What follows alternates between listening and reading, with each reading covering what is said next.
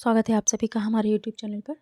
दोस्तों, हमारे चैनल को सब्सक्राइब कर लीजिए और सबसे पहले वीडियो को लाइक कर लीजिए। वीडियो को लाइक करना ना भूला कीजिए। दोस्तों, आज का सब्जेक्ट जो है हमारा नागरिकता संशोधन अधिनियम 2019 है। इस अधिनियम को लोकसभा के द्वारा 10 दिसंबर 2019 को पारित किया गया था और राज्यसभा के द्वारा 11 दिसंबर 2019 को पारित किया गया। इसको अनुमति मिली 12 दिसंबर 2019 को। इस पर हस्ताक्षर किए गए 12 दिसंबर 2019 को। ये भारत के गृह मंत्री अमित शाह के द्वारा पेश किया गया था। बिल प्रकाशन की तिथि 9 दिसंबर 2019 था। अब जानते हैं कि नागरिकता संशोधन अधिनियम के बारे में ज़्यादा। संसद ने नागरिकता संशोधन अधिनियम 2019 में पारित किया, जो राष्ट्रपति की मंजूरी मिलने के बाद अधिनियम बन गया। नागरिकता संशोधन अधिनियम 2019 को नागरिकता अधिनियम 1955 में संशोधन करने से लिया गया है। नागरिकता अधिनियम 1955 में इसके बारे में डिटेल दिया गया है, उससे इसको लिया गया है। नागरिकता अधिनियम 1955 नागरिकता प्राप्त करने के लिए विभिन्न आधारों को प्रदान करता है, जैसे जन्म, वंशानुगत, पंजीकरण, देशीयकरण और क्षेत्र इत्यादि। इन आधारों पर कोई भी व्यक्ति किसी भी देश में नागरिकता प्राप्त कर सकता है। इसके अलावा भारत के विदेशी नागरिक overseas citizen of India OCI, इसको शॉर्ट में बोलते हैं OCI, कार्ड धारकों जिनके पास OCI कार्ड है, उनके पंजीकरण व उनके अधिकारों को नियंत्रित करता है ये अधिनियम 1955। OCI भारत यात्रा के लिए पंजीकृत प्राणी को बहुउद्देशीय या आजीवन वीजा जैसे कुछ लाभ भी प्रदान करता है। आजीवन वीजा भी इस एक्ट के अंतर्गत लोगों को प्रदान किया जाता है। हालांकि अवैध प्रवासियों के लिए भारतीय नागरिकता प्राप्त करना प्रतिबंधित है। आप इलीगल तरीके से यहाँ की नागरिकता प्राप्त नहीं कर सकते हैं। अवैध अप्रवासी से मतलब ऐसे व्यक्ति से होता है जो व्यक्ति वैध यात्रा दस्तावेजों जैसे वीजा और पासपोर्ट के बिना किसी देश में प्रवेश करता है, या फिर वैध दस्तावेजों के साथ देश में प्रवेश करता है, लेकिन अनुमति समयावधि समाप्त हो जाने के बाद भी, यानी वीजा इत्यादि समाप्त हो जाने के बाद भी वह उसी देश में बना रहता है, जबकि उन डॉक्यूमेंट से उनकी अवधि समाप्त हो जाने के पश्चात उस देश को छोड़ देना चाहिए।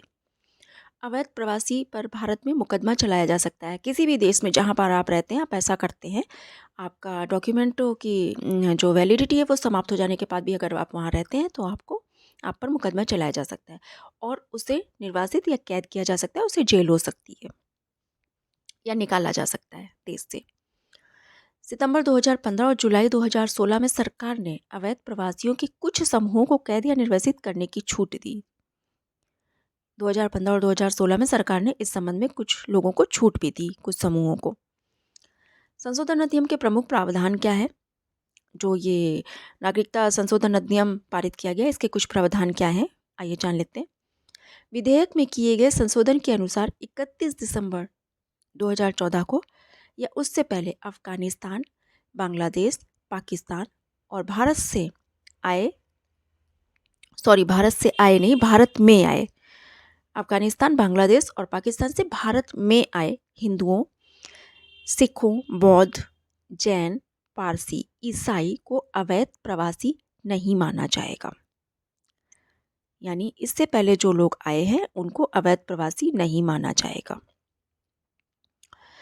इन प्रवासियों को उपरोक्त लाभ प्रदान करने के लिए केंद्र सरकार को विदेशी अधिनियम 1946 और पासपोर्ट अधिनियम 1920 में छूट प्रदान करनी होगी।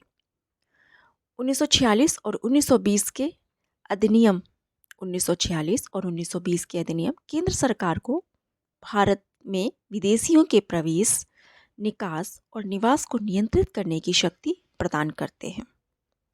इसके अंतर्गत केंद्र सरकार को यह अधिकार है। पंजीकरण या देशीयकरण मतलब उस देश का नागरिक होना, देशीकरण द्वारा नागरिकता, या पंजीकरण द्वारा या देशीकरण द्वारा। यह अधिनियम किसी भी व्यक्ति को पंजीकरण या देशीकरण द्वारा नागरिकता प्राप्त करने के लिए आवेदन करने की अनुमति प्रदान करता है। इसके अंतर्गत उसे छूट है कि वो आवेदन कर सकता है नागरिकता प्राप्त करने के लिए, लेकिन इसके लिए कुछ योग्यताओं को पूरा करना भी अनिवार्य है। वो योग्यताएं कौन सी हैं, आइए जान लेते हैं। जैसे कि आवेदनकर्ता आवेदन करने के 1 वर्ष पहले से भारत में रह रहा हो। जब वो आवेदन कर रहा है नागरिकता प्राप्त करने के लिए, तो उसे 1 वर्ष पहले से भारत में निवास कर रहा होना चाहिए, या उसके माता पिता में से कोई भी एक भारतीय नागरिक हो, या उसकी माँ या पिता या दोनों ही भारतीय नागरिक हो, या 1 वर्ष पहले से रह रहा हो, तो वो पंजीकरण के बाद नागरिकता प्राप्त करने के लिए आवेदन कर सकता है। स्वाभाविक रूप से नागरिकता प्राप्त करने की योग्यता में ये एक और पॉइंट है कि व्यक्ति आवेदन करने से पहले, मतलब जो पहले पॉइंट बताया उसके बाद एक और पॉइंट है कि व्यक्ति आवेदन करने से पहले एक निश्चित समयावधि में भारत में रह रहा हो। जैसा कि ऊपर वाले पॉइंट में भी अभी मैंने बताया कि 1 साल, या केंद्र सरकार में नौकरी कर रहा हो। अगर वो 1 साल से या उससे ज़्यादा से भी रह रहा है और केंद्र सरकार में नौकरी कर रहा है और कम से कम 11 वर्ष का समय उसने भारत में बिताया हो, तो भी उसे नागरिकता प्रदान हो जाती है अपने आप। इसके लिए उसे आवेदन करने की आवश्यकता नहीं है। इसकी थोड़ी सी जांच पड़ताल होती है, और जो अभी ये बताया गया कि अगर ऐसा हो, ये साबित होने के पश्चात उसे नागरिकता मिल जाती है। यानी उसने 11 वर्ष का समय भारत में बिताया हो, केंद्र सरकार में नौकरी कर रहा हो, तो उसे नागरिकता मिल जाएगी। इस योग्यता के संबंध में विधेयक में अफगानिस्तान, जो अभी ऊपर योग्यताएं बताई गई हैं, उनके संबंध में विधेयक में अफगानिस्तान, बांग्लादेश, पाकिस्तान के हिंदुओं, सिखों, बौद्ध, जैन, पारसी, ईसाइयों के लिए एक प्रावधान है। क्या प्रावधान है? व्यक्तियों के इन समूहों के लिए 11 साल की अवधि को घटाकर 5 साल कर दिया गया है। अभी जो ऊपर बताया गया ना कि उसने कम से कम 11 वर्ष का समय भारत में बिताया हो, तो इनके लिए इस अवधि को घटा दिया गया है। 11 साल की अवधि के बजाय 5 साल कर दिया गया है। वो कम से कम 5 साल से भारत में रह रहे हों। किसके किसके लिए? जैन, बौद्ध, पारसी, हिंदू, सिख, बांग्लादेश, अफगानिस्तान और पाकिस्तान के। नागरिकता प्राप्त करने पर क्या होगा? नागरिकता प्राप्त करने पर नंबर 1, ऐसे व्यक्तियों को भारत में उनके प्रवेश की तारीख से भारत का नागरिक माना जाएगा। जिस दिन से उन्होंने भारत में प्रवेश किया था, उस दिन से उन्हें भारत का नागरिक माना जाएगा। नंबर 2, उनके खिलाफ अवैध प्रवास या नागरिकता के संबंध में कानूनी कार्रवाई बंद कर दी जाएगी। अगर ये साबित हो जाता है कि वो इतने सालों से भारत में रह रहे हैं, भारत केंद्र सरकार में या भारत सरकार में नौकरी कर रहे हैं, तो उनके संबंध में यदि कोई भी कानूनी कार्रवाई है नागरिकता से संबंधित, तो उसे बंद कर दिया जाएगा तत्काल। अब आगे है संशोधित अधिनियम की व्यवहारिकता। अवैध प्रवासियों के लिए नागरिकता का यह प्रावधान संविधान की 6ठी अनुसूची में शामिल असम, मेघालय, मिजोरम, त्रिपुरा के आदिवासी क्षेत्रों पर लागू नहीं होगा। जो ये नागरिकता का प्रावधान अभी ऊपर बताया गया है, यह इन क्षेत्रों के लोगों पर लागू नहीं होगा।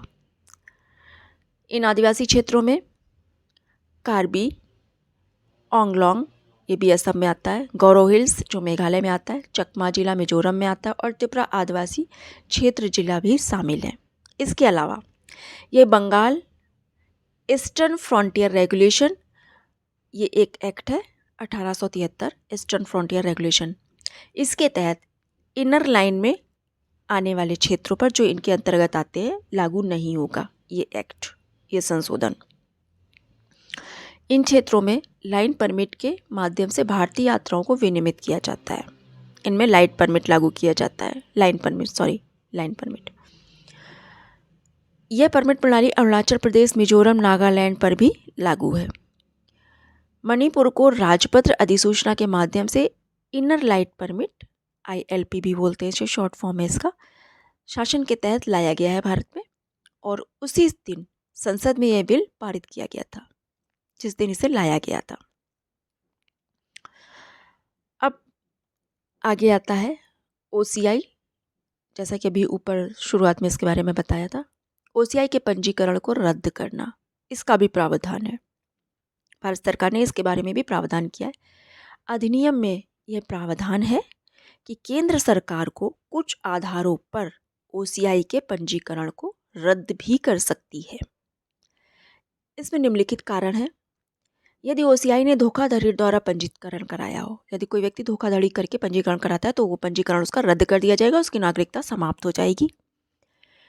पंजीकरण कराने की तिथि से 5 वर्ष की अवधि के भीतर कार्ड धारक को 2 साल या उससे अधिक समय के लिए कारावास की सजा सुनाई गई हो, उसने जेल की सजा काटी हो, तो भी उसका नागरिकता उसकी रद्द कर दी जाएगी। यदि ऐसा करना भारत की संप्रभुता और सुरक्षा के हित में आवश्यक है तो ऐसा किया जाएगा, अदरवाइज नहीं। विधेयक पंजीकरण को रद्द करने के लिए एक और आधार जोड़ता है, यानी विधेयक जो पास किया गया है नागरिकता संशोधन का, तो उसके अंतर्गत जो पंजीकरण किया जाता है उसे रद्द करने का एक और आधार है। जैसे ओसीआई ने केंद्र सरकार द्वारा अधिसूचित अधिनियम किसी अन्य कानून के प्रावधानों का उल्लंघन किया है तो भी उसका जो पंजीकरण है उसे निरस्त कर दिया जाएगा, वो रद्द माना जाएगा। तो दोस्तों, ये थी नागरिकता संशोधन अधिनियम 2019 के बारे में जानकारी। दोस्तों, अगर आपने चैनल को सब्सक्राइब नहीं किया है तो मैं फिर से यही कहूँगी कि प्लीज़ हमारे चैनल को सब्सक्राइब कर लीजिए। यहाँ पर आपको नई नई जानकारियाँ लॉ से रिलेटेड मिलती रहेंगी और आगे चल के लॉ से संबंधित स्टूडेंट्स के लिए लेक्चर्स भी मैं लाने वाली हूँ। प्रॉपर्टी लॉ और इंग्लिश लैंग्वेज, लीगल लैंग्वेज का जो पेपर है उससे संबंधित, और भी जो भी पेपर्स होते हैं उनसे संबंधित। दोस्तों, वीडियो को लाइक प्लीज़ ज़रूर कर लीजिएगा और हो सके तो दूसरों के साथ भी इस वीडियो को ज़्यादा से ज़्यादा शेयर